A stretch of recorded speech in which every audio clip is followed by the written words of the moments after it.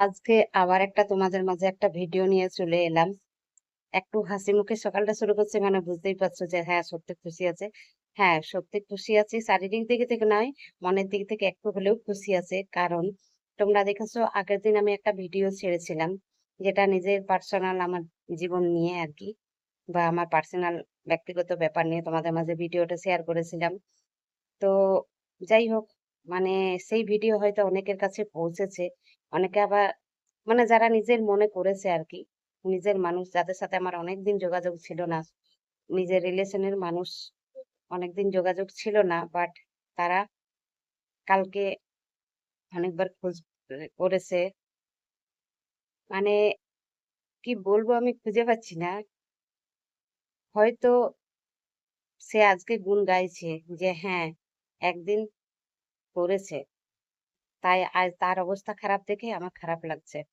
এমনকি রাত ২ঃ০০ র সময় আরেকজন মেসেজ করেছে যে, "তোমার ভিডিও দেইখা মায়ের খুব খারাপ লাগছে। ফোন নাম্বারটা নেই, না হলে ফোন করত।" সেও কাছের মানুষ। কিন্তু বলে না কাছের মানুষ হলেও অনেক দূরের হয়ে যায়। তো সেটাই হয়েছে আরকি। দূরের হয়ে গেছে অনেক। তো যাক খুব ভালো লেগেছে। আমার খুব ভালো লাগলো যাই হোক। জানি না তারা হয়তো মন থেকে যে বলেছে নাকি বাইরে থেকে যাই হোক, যাই করেই বলুক কিন্তু তারা তো বলেছে।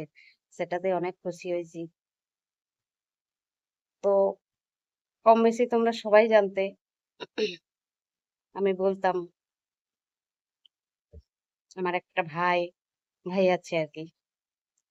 তাকে ছোট থেকে মানুষ করেছি বলে সে আজকে ভিডিওটা দেখেছে বলে কালকে ২ বার ফোন করেছে। আমি কথা বলিনি, কিন্তু সে মানে আমি কেউ কথা বলতে পারিনি। তো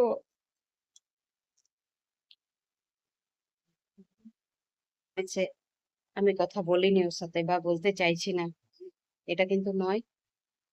আমি যদি ব্যথা বেড়ে যায় আর বিছানায় থাকি, নিজের ফোনটাও ছুঁড়ে ফেলে রেখে দিই। কথা বলা তো দূরের কথা একদম পারি না। সহ্য করতেই পারি না। মানে ব্যথাতেই তখন এত কষ্ট পাই যে বাবু যদি কিছু বলে তো সেটাও আমার শুনতে বিরক্ত লাগে। তো এতটাই কষ্ট হয় নিজেকে যে কষ্টটা তো আর বলে বোঝাতে পারবো না। কি বলবো বল? তো সেটা নয়। ওরা কথা বলেছে, যাই হোক কথা কেন বলবো না বল?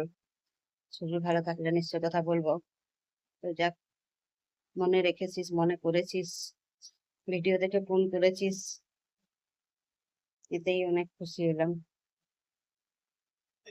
আর হ্যাঁ, অনেকেই আবার বলছে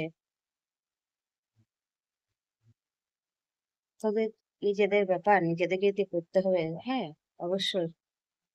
আমার ছেলে মেয়ে আমার হাসবেন্ড যেটা করছে, আশা করি বাইরের কেউ সেটা করবে না।